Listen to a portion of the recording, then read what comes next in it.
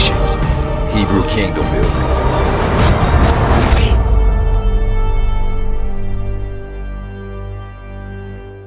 Okay, Genesis chapter 47, verse 28. Oh, 27, okay. Verse 27. So Israel dwelt in the land of Egypt, in the country of Goshen. They had possessions there and grew and multiplied exceedingly. So Israel dwelt in the land of Mitzrayim now. Mitzrayim. They're in the country of Goshen, and they had possessions there, and grew and multiplied exceedingly. Keep going. And Jacob lived in the land of Mizraim 17 years. So that's interesting that Yaakov, he dwelt in Egypt for 17 years. It's kind of interesting because y'all know that Yosef, when everything happened to him, he was 17 years old. So that's just interesting. It's almost like something with that 17. Keep going. So the length of Jacob's life was 147 years. It's almost like the Most High gave him 17 more years with Yosef again. You know, it's like the Most High, like it's like a start over, maybe a sign of like a let's start over. You know what I'm saying? Right. Let's keep going. Okay, verse 29. When the time drew near that Israel must die, he called his son Joseph and said to him, "Now, if you have found favor in your sight, please put your hand under my thigh and deal kindly and truly with me. Please do not bury me in Mizraim, but let me lie with my fathers. You shall carry me out Mizraim and bury me in their burial place." And he said, "I will do as you have said." Then he said, "Swear to me." And he swore to him. So Israel bowed himself on the head of the bed. All right, so we know what happened here. Yosef basically, Yaakov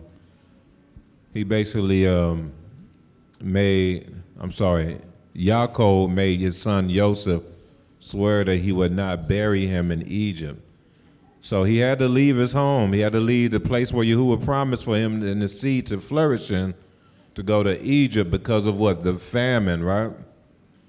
That ring a bell? Didn't that happen to Abraham? Yahuwah told Abraham to go to Canaan or Israel. They called it Canaan at this time because, Israel wasn't a nation yet. They went down to Canaan, and then there was a famine, and that pushed Abraham to go to Egypt. And so now you got Yaakov is in the same situation, similar. It's a famine, and so he was pushed to Egypt, but he's telling Joseph, because this is different. When Abraham got pushed to Egypt, who was running stuff? It was Pharaoh, and Pharaoh pretty much oppressed him in a sense, because Pharaoh took his sister, wife, right? Pharaoh took his wife. He couldn't be with his wife that whole time when Abraham was. But now this stuff is different. Ain't that crazy the way things shift? Because now you have Yaakov, he had to go to Egypt because of the famine. But man, they flourishing in Egypt. Why? Because who's on top? Man, it's an Israelite running Egypt. Man, actually, hold on, this is my son that run Egypt. Yosef, the head of Egypt. He like the president of Egypt. And so it's a different predicament, but Yaakov, see, his mind was always on kingdom. So even though he was through, his family's preserved, he got food, they flourishing in Egypt, they got everything they need, they even got the best of the land.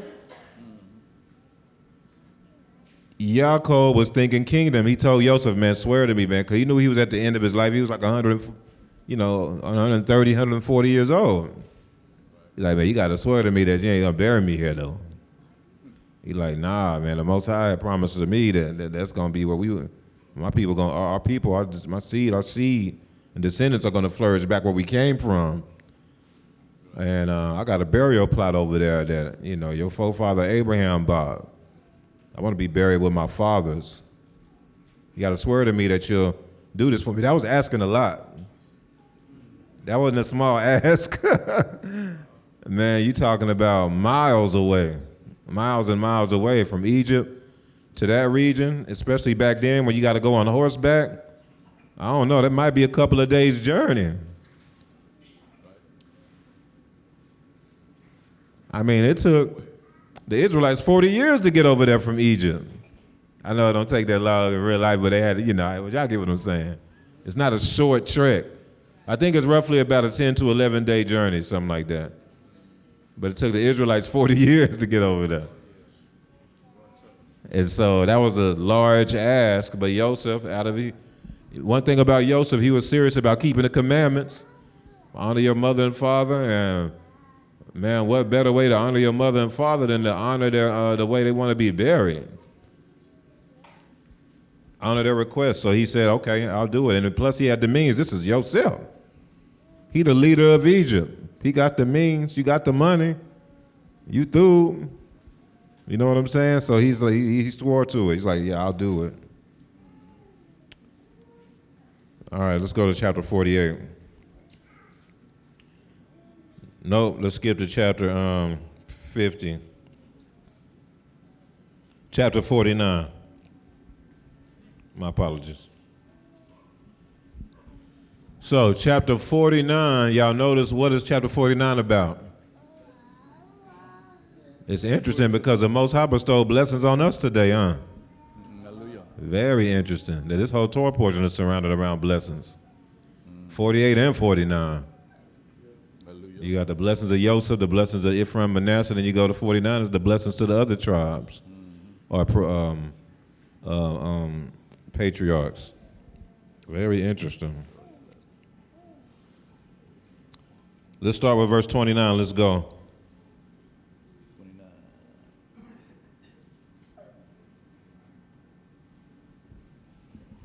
Genesis 49:29. 49:29.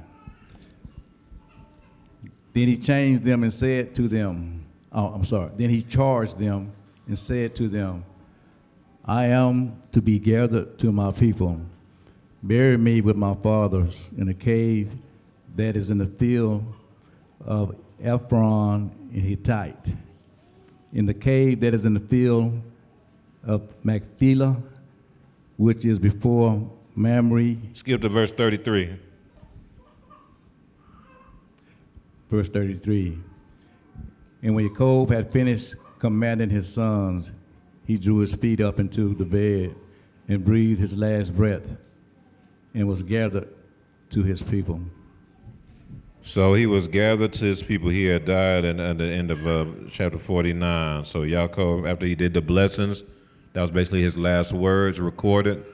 And then he had died. Where did he die at?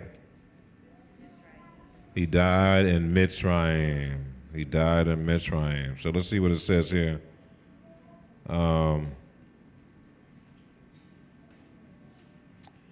Go to chapter 50 and read verse 1 and 2. Go to chapter 50 and read verse 1 and 2. Chapter 50, verse 1. Then Joseph fell on his father's face and wept over him and kissed him. And Joseph commanded his servants and physicians to embalm his father. All right, so and Joseph commanded his servants, who? The physicians. What would you consider a physician? That's to be like a doctor, right? Yeah, that's literally what this word is. In Hebrew, it's Rapha. Rapha, like a healer, healing. But man, they're using the healers to embalm him? Sound weird. Keep reading, verse 2 again. Read it over again, verse 2. And Joseph commanded his servants, the physicians, to embalm his father.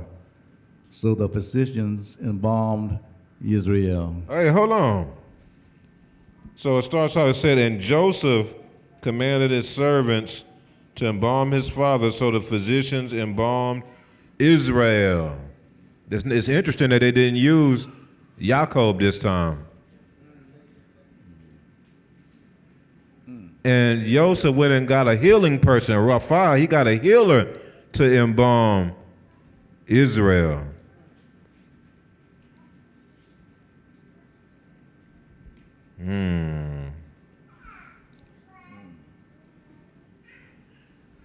Give me Mark chapter 2, verse 17.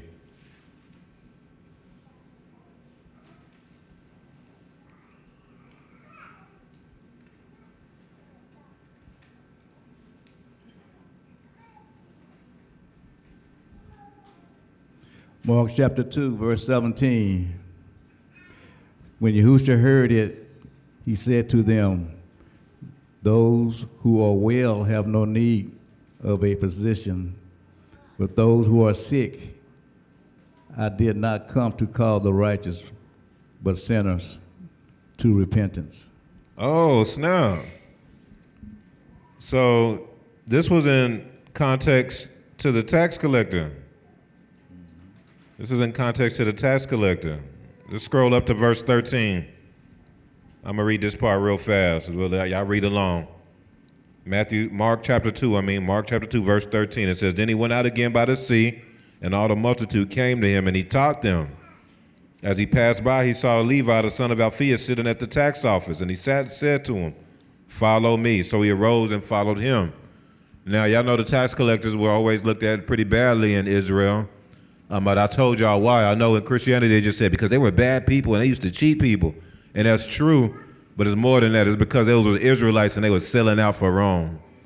So they were looked at as ultimate sellouts. They were like, they were looked at way worse than just somebody that just cheated people. They were looked at as a sellout of their own people. Traitors, you get what I'm saying?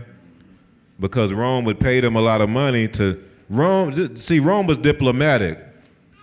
They were political, so the best way to collect taxes they knew was to get an Israelite. They just can pay them off, get them to sell out. Now you go and collect taxes on behalf of Rome. You get what I'm saying? It's like a taskmaster. That goes off a lot better than having they Roman behinds coming in there, going in through the Israelite neighborhoods. They going through the hood. Yeah, I'm the tax collector. Boy, if you don't get your behind out here from over here, there'll be all kind of tax collector brutality going on. But get somebody from their own community, pay them off, and have him do it. Hey, that you, John? That you? Yeah, man, look here, man. I need you to cut. I need that money from you, man. This is on behalf of the Rome. What?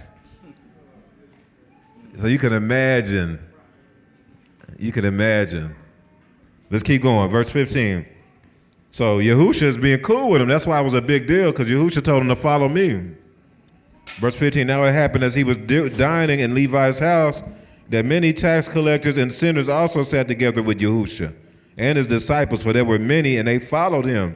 And when the scribes and Pharisees saw him eating with the tax collectors and sinners, they said to his disciples, how is it that he eats and drinks with tax collectors and sinners? Now, this is the thing about, that's why Yahushua didn't care nothing about the Pharisees in general, because they were just as bad as a sellout as the tax collectors.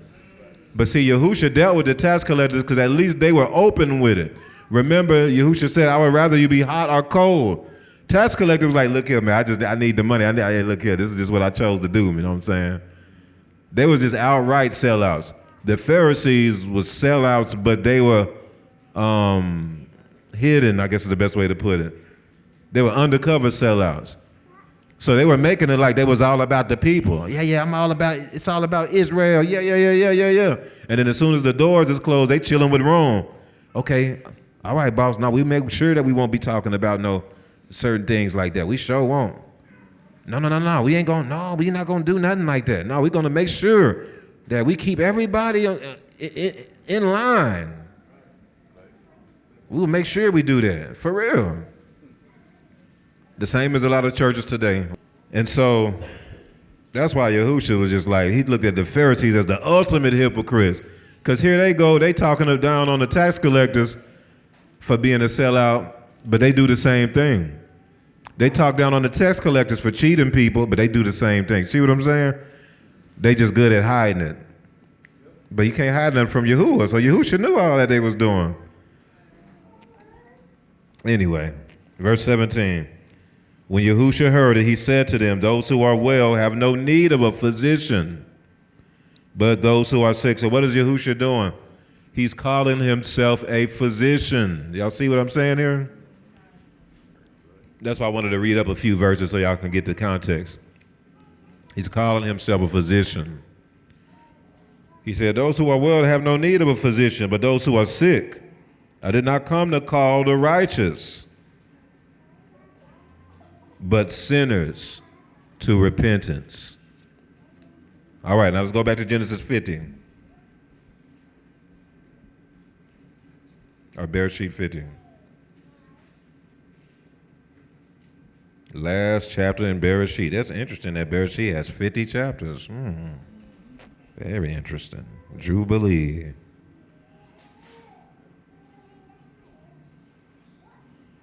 All right, so give me verse 2 again, Zakim.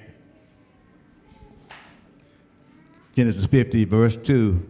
And Joseph commanded his servants, the physicians, to embalm his father. So these are healers. It's Rapha, healing people. To embalm his father. And so who embalmed Israel? Physicians. Who embalmed Israel? Yahushua. No, y'all right. I just want to hear y'all say it in that card. No, y'all are right, though. Y'all are right. But no, you're also right the other side that you were saying, too. Who embalmed Israel? Yahushua.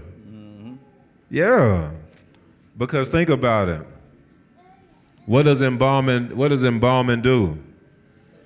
It preserves the dead. Why did they need to embalm? Remember we talked about this last year? Why do they need to embalm? Might not remember because it was a year ago. Why do they need to embalm Israel? Why do they need to embalm Yaakov? Yeah, y'all remember, man. Y'all praise to Yahushua. Because see,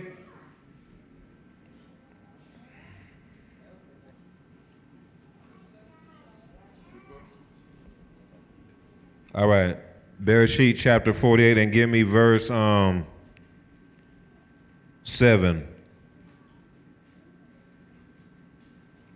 Give me verse 7. Chapter 48, verse 7, Genesis. But as for me, when I come from Padan, Rachel died beside me in the land of Canaan on the way, when there was but a little distance to go to Ephrath. And I buried her there on the way to Ephrath, that is Bethlehem. So you see here that Yaakov is explaining to Joseph, he's explaining to him some history. He's explaining to him when his mama died.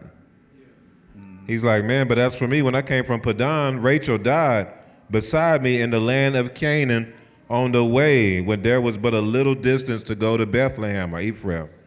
And I buried her there on the way. So that seems like a random detail they're showing here in the Torah. But this is pointing out something important. This is showing in contrast that Rachel had to be buried right there. Rachel was not buried in the tomb with Abraham and them, in the plot that he bought for them to be buried in. So he's explaining that to Yosef, like, man, you know, Rachel, she had died on the way, so we buried her there in Bethlehem. But why wasn't she buried in the plot that his forefathers bought for him to be buried in the land or that he bought from Het?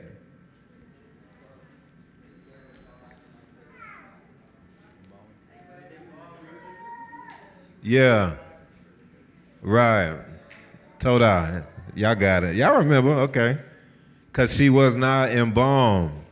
They didn't have the means to embalm her, to be able to preserve her, to make it to the burial plot. I don't know how long of a time that would have took, but even like when you're talking about someone once they pass, it sets in right away. So even if it was like an 8-hour trip, 12-hour trip, 2-day trip, that's too long. Then now that affects the dignity of the person. So to preserve the dignity. No, we bury him right there to get a proper burial. So embalming was designed to preserve the body so that it can get to a certain place. Yahusha, and it's interesting that there was a healer who Joseph had assigned healers to do that.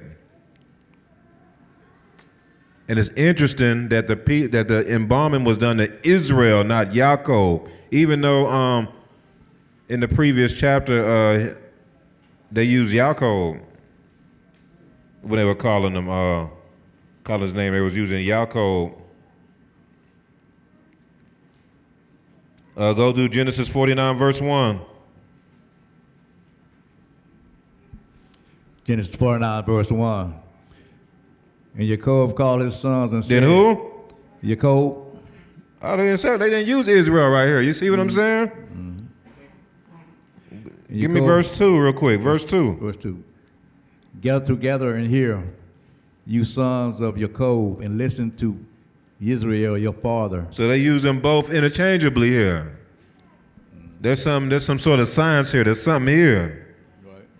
Of when they use Yaakov versus Israel. And so we come to chapter 50.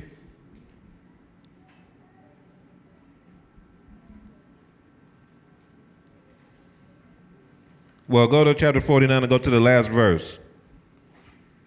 Because remember, these chapter breaks are not in the original scrolls. So just look at this as one continuous thing. Verse 33, 49, verse 33. Verse 33. And when Jacob had finished commanding his sons, he drew his feet up into the bed and breathed his last breath, and was gathered to his people. You notice they use Jacob right here in the last verse when they talk about him passing. Then you go on to chapter 50. Verse 1, it says, Then Joseph fell on his father's face, wept over him, and kissed him. And Joseph commanded his servants, the physicians, to embalm his father. So the physicians embalmed Israel. When it comes to being embalmed, it's Israel. When they're talking about him dying, that's Yaakov. But when it's time for him to be preserved by the healers, that's Yisrael. Y'all see what I'm saying? Because this is the thing. Man, look here. We're part of the nation of Israel, and the nation of Israel, the body had died. Our nation had died.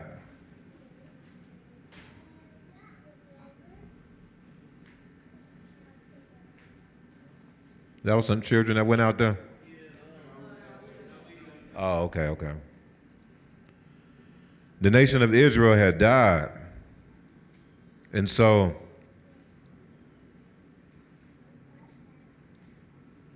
what did I say equals death? Exile. That was close. Who said exile? Shannon and it there. So exile equals death. So when Israel was scattered and exiled, that was the death of the nation of Israel.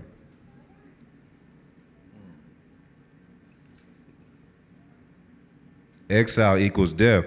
It's interesting that Israel, the person Israel or Yaakov, he died in where? Mitzrayim, house of bondage.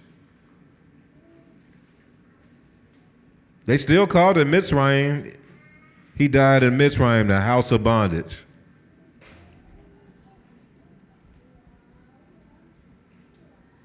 Which symbolizes being in captivity. So he made a promise to Joseph to please take him back to the promised land so that after he dies, so that he'll be buried there with his fathers.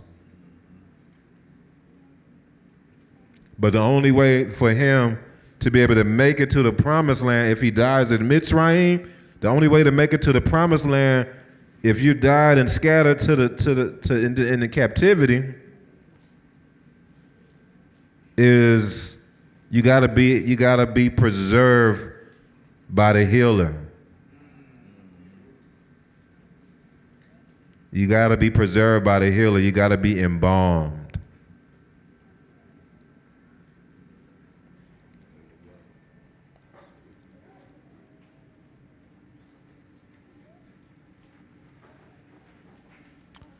So the word for embalmed is chanat. Chanat. And it's interesting because we talked about a similar word yesterday, and it was chanuk. Well, the day before yesterday, yeah. Hanuk. Hanuk is ket nun kaf. Chanat is ket nun tet. They both have kin in there because it's about grace. Hanuk is the word for dedication, right? And it's about receiving grace because you have to be dedicated in order to receive the grace of Yahuwah. I submit to you that you have to be embalmed in order to receive the grace too. You have to be embalmed in order to receive the grace. What's the grace? It's about the seed being within the gates. It's about being preserved from the judgments that's coming. Remember I talked about grace is about Noach. That's why his name is literally Het Nun backwards. Ken and Noach is Nun Ket. He's basically the definition of grace. Noach was literally chosen to be preserved through the judgments, through the destruction, preserved and protected through the destruction. That's why it's about protection. It's the seed in the gates. It's only those outside the gates who destroy. Within the gates, you through. So chanat, it's about it's a way to carry the seed within the gates. It's a way to carry the seed from a place of bondage, Mitzrayim, to a place of freedom.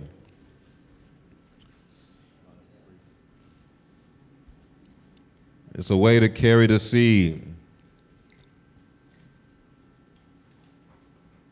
from one side of the gate to the other, basically. From a place of bondage to a place of freedom. Being embalmed. And so, what the embalming does is so embalming, in order for a person to be embalmed, from what I understand, it has to flow through all their arteries, all their bloodstream. They have to be pure, and their blood has to be purified. They have to be preserved in every way, or else, embalming is it said that it took 40-day process. For embalming, it has to take a lot of work because your body is so complex that if you embalm one part but the other part not embalmed, the other part just gonna still decompose. You gotta have all the internals to be able to be preserved too. How you gonna do that? It's a science. You gotta preserve the heart. They gotta preserve the nefesh. They got to preserve the blood. I know they bleed them out usually, But y'all just roll with me because they roll it through they push it through the blood veins though. You get what I'm saying? So it's simple. It's like preserving the blood. It's like preserving the body, preserving the person. Because Yasharel is really just a body, right? With the body of Yahusha.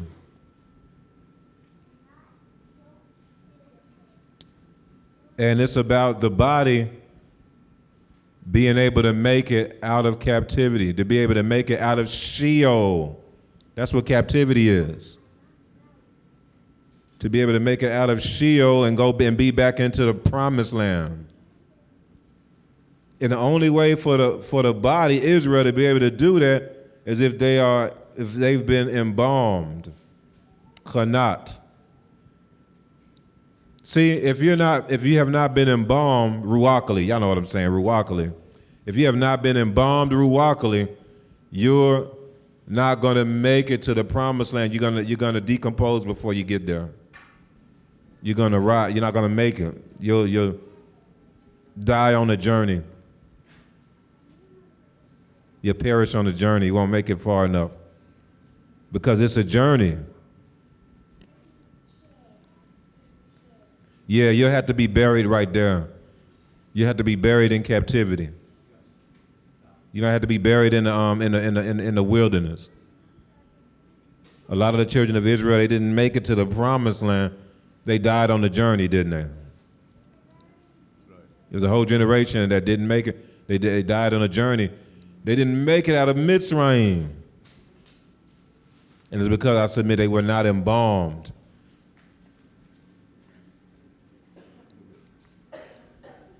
Cannot.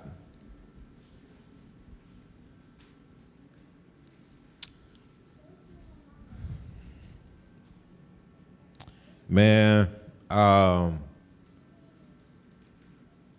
embalming is about the regathering. The embalming is about the regathering. Let's go back to Genesis 50.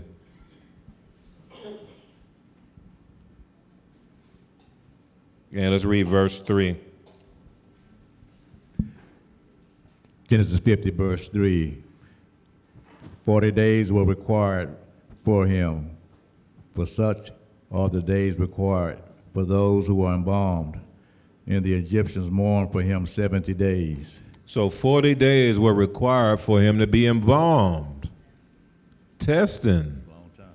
Wasn't it 40 years in the wilderness before they can go into the promised land? That was the process of embalming for the nation. They went through that 40 years, and then wasn't it 400 years in captivity? Then after that, the nation I would judge. But see, this the thing. Once the 40 days are up, they don't need to do no more embalming. You through. You through.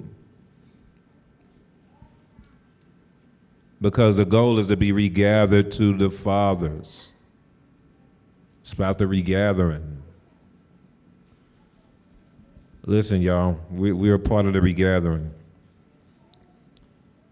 We are a part of this. That's what's happening right now. This is what this is, the regathering of Yasharel. One thing that you don't want to do is to be trying to get embalmed when you don't need it. You're alive now. You're alive. We're not dead anymore. Israel's not dead. Actually, Israel has been regathered and we are body again. The nation is resurrecting.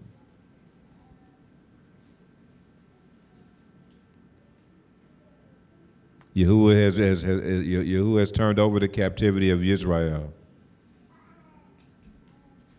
And so we don't need embalming fluid anymore. You ever some of y'all might know this. I know my generation is something we dealt with growing up. You ever seen a live person taking embalming fluid? It was big with my generation, man, big. They called it fry or wet or PCP, sherm, literally, and it was Hebrew. I didn't know no other nations that did this. It was all. That's how I know this is Ruach. Only people I knew that did this was Hebrews. They smoked embalming fluid, man. They literally would have embalming fluid. So what they do, it's mixed with PCP, but it's embalming fluid, formaldehyde and stuff like that. And they'll take a cigarette and just dip it in there and let it soak in, and then it's smoking embalming fluid. Sometimes it'll be with weed, and literally you will see people walking around like dead man alive. They're literally walking around like zombies, man, high off of sherm. Literally. I remember we used to go down on downtown. There was a whole section, we used to call it the wet section. It was on 6th Street. All Hebrews, and you would literally see people falling out, like falling out, like, you know, if you seen somebody in church, like when they, but it's people that's on embalming fluid doing that on downtown Austin, 6th Street late at night. Young Hebrews in their 20s and stuff doing this. Dudes walking around like zombies, looking crazy, literally walking around like zombies. I had several homeboys that got addicted to it. One of my homeboys, he would get high off of formaldehyde, and then he would go and run the streets butt naked. I know that was graphic. I shouldn't have said it like that. With no clothes on. For real. Grown man. He did it multiple times. You just don't know when he would do it. Like he would get high like every day off of this stuff, but it'll be sometimes, I don't know what happens, and it'll just be out in the streets, and we just get a call from his mom or something, and yeah, he done did it again. Police got him. He was out there with no clothes on again.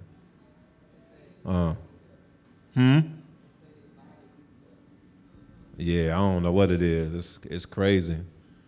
But what it does is it opens you up to like massive demon possession. Massive. Like, for real, be filled with ruachs. People will get on that stuff and just jump off the bridge, just commit suicide. No, but not suicidal at all. Nothing like that. Get on that stuff and just commit suicide or do something crazy. And it was huge in Texas, huge. It's like a lot of people was doing it in that young generation. I'm glad that I don't think it's really that prevalent no more. I'm glad. Oh, it is? Oh, man. Oh, well. Probably I just don't go out anymore, so I'll praise to the Most High. But it's interesting, though, how it's only Hebrews who do that, and it opens you up to get, flooded by ruachs. Because why? You're alive, but you're trying to take embalming fluid. No, that's for the dead. No, that's for the dead. So that goes back to not trying to preserve yourself. Not trying to preserve yourself. That's you taking Sherm right now. You ever seen somebody try to preserve themselves? They acting like they on Sherm, for real. They done did everything wrong. And then you're like, hey man, you done did this wrong. What you talking about, bro? I ain't do nothing. What you mean? Y'all always own me for, what do you mean? We own you because you actually did this. We just want, but I ain't, y'all always own me, man. Y'all, it's you the problem. And then everybody, the elders come and talking to him about Emas, Mishpachah. Then they even got the peers coming and talking to him. Oh yeah, that's just everybody else the problem. That's what it is. You know what? I just don't think this is for me. You know what I'm saying? Because everybody tripping on me. Everybody always on me. Everybody on me. Yeah, acting like you're on Sherm. You ever seen somebody on Sherm? They always say everybody after them. Like, I had one homeboy, he used to always think like everybody was after him. He thought the government was after him. He thought the FBI it wasn't nobody after him. For real. You talk to somebody trying to preserve themselves. Everybody always picking on me. No, don't nobody got no issue with you. You just be doing stuff. If you would just stop. I'm always misunderstood. Don't nobody never like me. I'm always get talked about. Nah, man, you be just tripping. You just be tripping. If you would just stop tripping, you would be through. Nobody would have no issues. But you can't slap so-and-so, and then they get mad, and then you like, everybody always messing with me. You had just slapped the dude, man.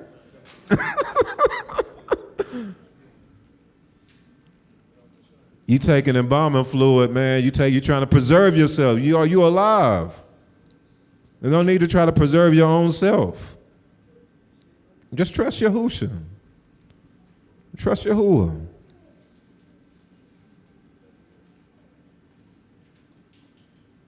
Because he's the one who preserved us until now. Now we alive again. We through. Now it's time to redeem this bloodline.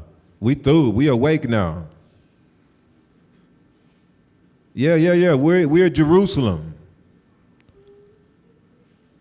We're the city of David. We're back. It's crazy, y'all. It's hard to believe this. It's hard to understand the magnitude of this. Y'all, the city of Jerusalem is back, y'all. After how long? Thousands of years? We here. Why? Because Yahushua, he had preserved us, the physician. He had preserved us even though we had died as a nation and got scattered. We've just been preserved in Sheol, hiding in the midst of the nations, hiding in the grave, in the midst of the nations to be revealed at the appointed time. All right. Let's look at Ezekiel chapter 11. We'll read verse 17.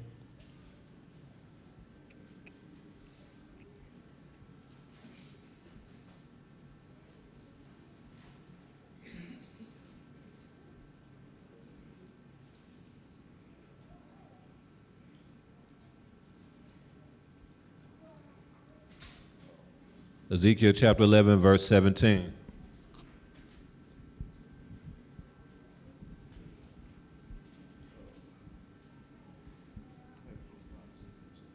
Ezekiel chapter 11, verse 17.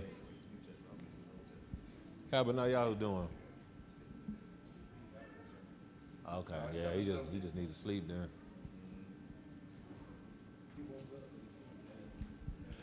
Okay. Okay, Ezekiel chapter 11, verse 17. Therefore say, thus says the Elo. How do I say that? Yahuwah Alua. Thus says the Oh, that's Adon? Yahuwah Alua. That's Yahuwah Alua. I will gather you from the peoples, assemble you from the countries where you have been scattered, and I will give you the land of Israel. See, this is it right here. Okay, that was Adon Alua. Okay, when it's not but okay, so he said, I will gather you from the peoples, assemble you from the countries where you have been scattered, and I will give you the land of Israel. You know, the same thing happened to Joseph too. So Joseph was like, man, the Most High is going to come and he's going to deliver y'all. Y'all going to be back in the land of Israel. Make sure y'all take my bones with y'all. And it's interesting because when Joseph died, he was embalmed too. Actually, it says that Joseph died, he was in, oh man, we got to bring this out, man. Go back to Genesis 50, y'all.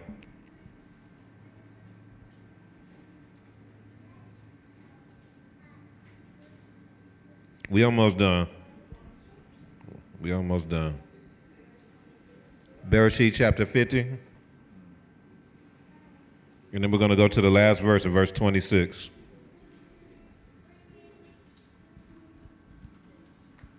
Okay, No, let's start with verse 24 and then go through 26. Let's do it. verse 24. Joseph said to his brethren, I am dying, but Yahuwah will surely visit you and bring you out of this land to the land of which he swore to Abraham, to Isaac, and to Jacob. See, the only way to do that is, man, he got to be preserved. You got to be embalmed. Chanat, keep going. Then Joseph took an oath from the children of Israel, saying, Yahuwah will surely visit you, and you will carry up my bones from here. Y'all see this? Keep going. Verse 26. So Joseph died, being 110 years old, and they embalmed him, and he was put in a coffin in Mizraim. So he was embalmed, but not only was he embalmed, he was put in a coffin in Mitzrayim. So that word coffin, that's actually an ark. He was put in the ark.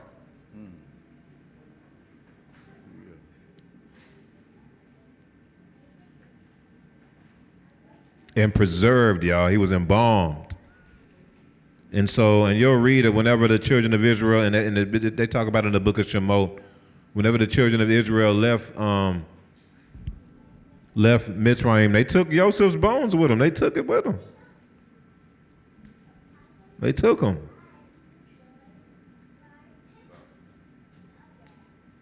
Joseph, he's through. He's embalmed. He through. He'll make it. We'll take him, bring him into the promised land, bury him with the fathers, because that's part of the regathering. It's about Yahuwah taking his people, his body, who was once dead. He's taking his people from the lands that he scattered them, because when he scattered them, that equaled death. Then he regathers them, that makes them alive again. And once they're regathered, he brings them back into the promised land.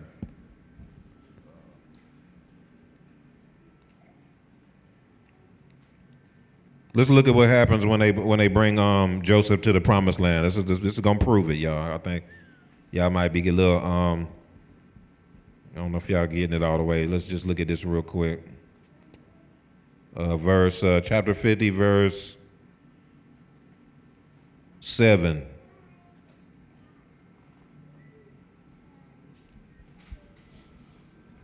Verse 7. So Joseph went up to bury his father, and with him went up all the servants of Pharaoh. Oh, so the servants of Pharaoh went up with him to bury his father. That's interesting, huh? Yep. Why? Interesting. I know they knew Joseph very well, but man, they didn't know Yaakov like that, did they? I guess so. Let's keep going. Who else went with him? The elders of his house. Okay, and who else? And the elders of the land of Mizraim. So it was like a big regathering that happened when it came to burying Israel, when it came to preserving and bringing Israel back to the promised land.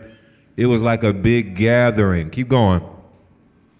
Verse 8, as well as all the house of Joseph, his brothers, and his father's house, only their little ones, their flocks, and their herds were left in the land of Goshen.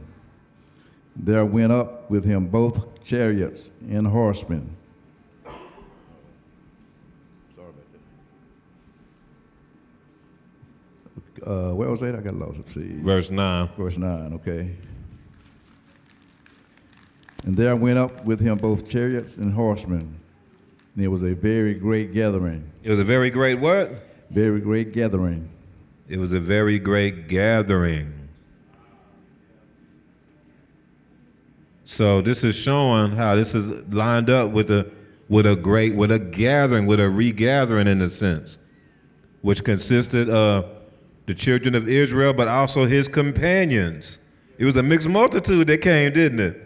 That's right. All the elders of Mitzrayim came. All these other people came too.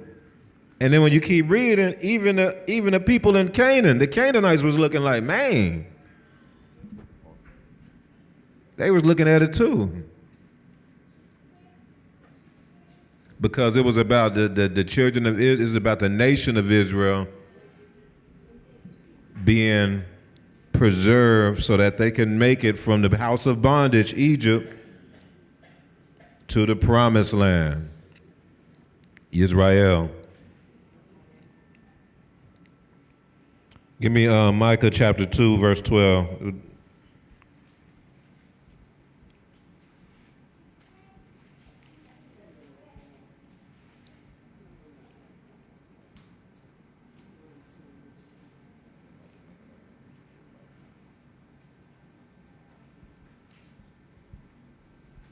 Okay, Micah chapter 2, verse 12.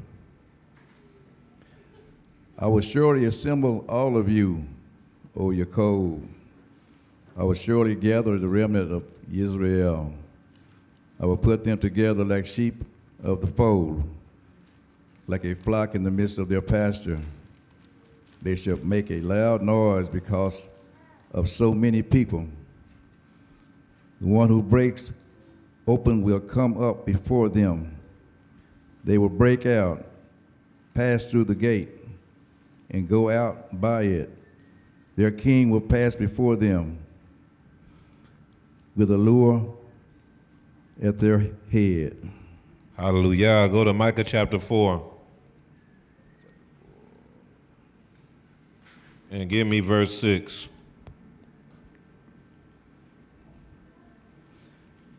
Verse 6. In that day, says Yahuwah, I will assemble the lame, I will gather the outcast, and those whom I have afflicted. I will make the lame a remnant, and the outcast a strong nation. So Allure will reign over them in Mount Zion from now on, even forever. How long? Even forever. So it says in that day that Yahuwah will assemble the lame, that he will gather the outcasts. So these are the people that were broken. These are the people that were outcasts, that were scattered, that were exiled. He said, I will assemble them. So the lame symbolizes somebody who hasn't had full aruka yet. They need what? Healing. They need a healer. He said, and those whom I have afflicted.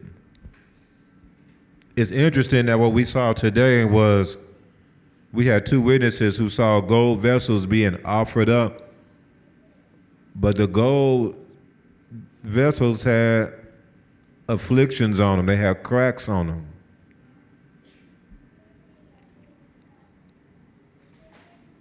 He said right here, I will assemble the lame. I will gather the outcasts and those whom I have afflicted. I will make the lame a remnant. Y'all, I'm telling y'all, this is Yahusha. This is what he did. The people that were least expected, the outcasts, the people those are the people that he made his people. The people that were downtrodden, the people that were looked down upon. He said in verse 7, I will make the lame a remnant and the outcast a strong nation. So Yahuwah will reign over them in Mount Zion from now on, even forevermore. This is what he did. This is what Yahusha did even when he was walking on the eretz. He went down. He didn't deal with none of the Pharisees. If anybody thought of anyone who the Yahusha would pick to be his followers, surely it would have been the Pharisees. Surely they were the ones who knew Torah. They were the ones who taught Torah. They ran the system. They ran the synagogues and the gatherings and all those things. Surely it would have been someone of the Pharisees. Nah, he ain't deal with none of them. He went to Peter and Kepha and them over there, man. Who Kepha got the attitude problem. He got some anger issues, man, and he a fisherman. And he not even educated. He a dropout. He dropped out in the 10th grade. He not even educated, man. And Yahushua was like, yeah, what you doing over there? Yeah. I'm gonna make you a fisherman, man. Come and follow me. Yeah, let's go. Let's roll. Then he got a couple of other Akim from the other side of the tracks over there. And they was fishing. He told them to come on. They're like, yeah, let's go. And then later on down the line, he decided to go and get at least one of the Pharisees. He got Paul, you know what I'm saying? He's like, we're going to get one of them. He went on and got Paul out of there. But everybody was astonished because, man, these were the downtrodden. They were like, man, who are these people speaking with great, they're not even educated, but they speaking with great authority. That's the way Yahusha moves. We talked about this before. King David was the same way. If you read the story of King David, Melech Dawid, the people that he had chosen to be his mighty men, the scriptures say that they were the downtrodden, that they were those who were in debt. That just means that they were the poor. Those were the 400 men who followed Dawid, who ended up, once Dawid became a king, they ended up, being, in leadership with him. But that's Yahusha. Yahusha chooses his people as the least expected, and then once Yahusha rises up in Kabul, he rises up his people with him. Who are the 144,000? It says these are those who follow Yahusha wherever he goes.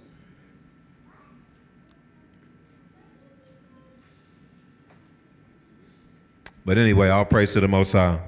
Hallelujah.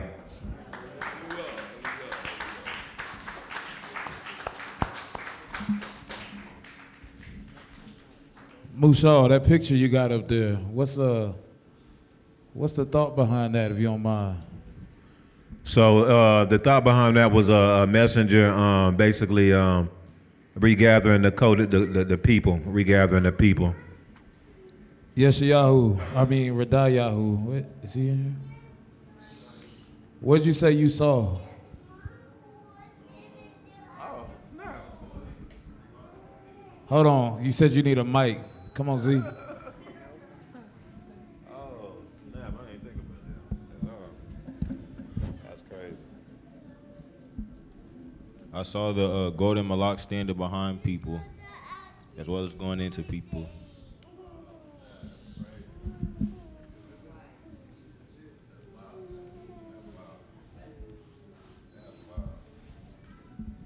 See, perspective is interesting, because when you look at that picture, one way to look at it is the man that's in gold, the malak, has the wings. Another way to look at it is somebody behind the man in gold with wings.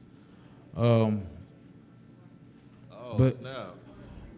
and he said that you was walking. He said at the end of, I'm gonna tell his vision, because he ain't tell his vision right. But at the end of praise and worship, he said that everybody had these golden malak, or everybody was gold, and there was a malak walking behind everybody. Nope, that ain't it. All right, come on. Tell it the right way. At the beginning, there was just one golden malak. It was like had golden armor. It was walking. It was doing everything my dad was doing, and then towards the end, everybody had that golden malak behind them with like golden armor, and then eventually everybody became one with the malak. The malak went into everybody's back, and like they became one.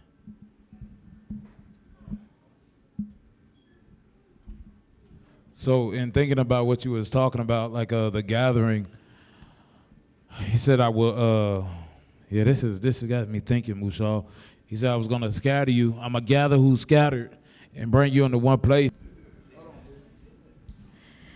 Okay, so what I was saying was, when we were, the whole praise was about having a broken spirit and a contrite heart, and about being one. So in order to be one, you have to have the same mindset, the same understanding, the same teachings, the same way that we're thinking. And so today when we became one, we had the mindset of just praising Yahuwah and Yahusha.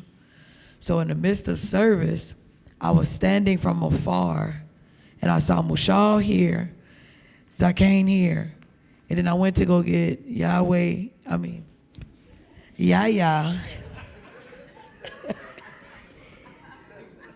I went to get Yahya, and I went to get Morimano, because Yahuwah was showing me the four corners connected. And so I went in the center of it, and I began to speak in tongues to gather from the four corners all his people that was scattered. That our blood will be cleansed through the broken spirits that we had, that he may cleanse the blood based off of the things that we had carried for so long. So that's why today was about the letting go. And that's why it's so important also to understand. It's also important to understand that we are alive now. We're a live, moving body. We're a live and moving body. Yahushua has resurrected us. We are not dead anymore, so there's no preservation needed anymore. We are alive in Yahushua.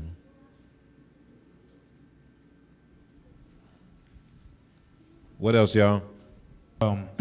So regarding the sellouts of the Pharisees, this is John 11:45-48. Then many of the Yahudim who had come to Mary and had seen the things Yahushua did believed in him. But some of them went away to the Pharisees and told them things Yahushua did. Then the chief priests and the Pharisees gathered a council together and said, "What shall we do? For this man works many signs. If we let him alone like this, everyone will believe in him, and the Romans will come and take away both our place and our nation." So that's just going to what Mushaw was saying. A lot of the Pharisees were sellouts. It's actually interesting because it's connected to the Maccabees. So I was saying last night after the sons and Bakaya did their presentation that John Hyrcanus would wind up becoming high priest. And then there was a connection between him and the Pharisees, but they would make these deals with Rome. So Rome was really in charge of Jerusalem at that time. So the Pharisees were really servants of Rome. Ima Oriya said, Yahusha came to preserve Israel until resurrection. Yahusha came to preserve Israel until resurrection. Khan.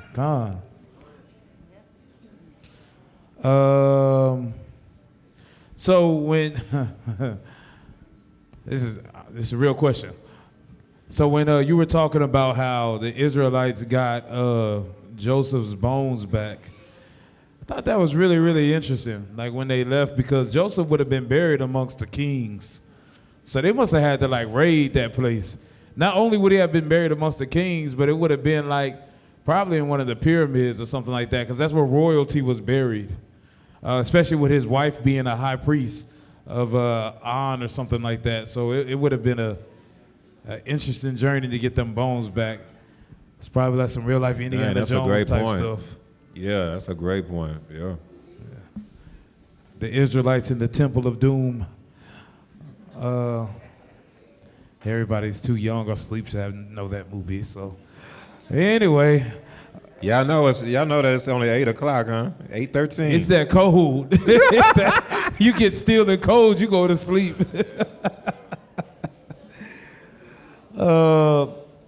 Ben Yirmiyahu put around.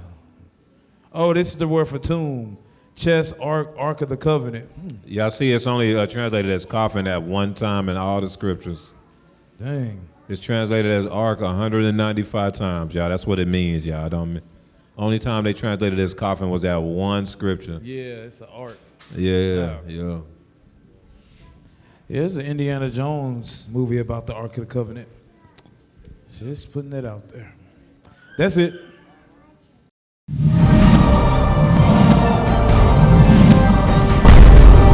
Rebirth of a nation. Hebrew kingdom building.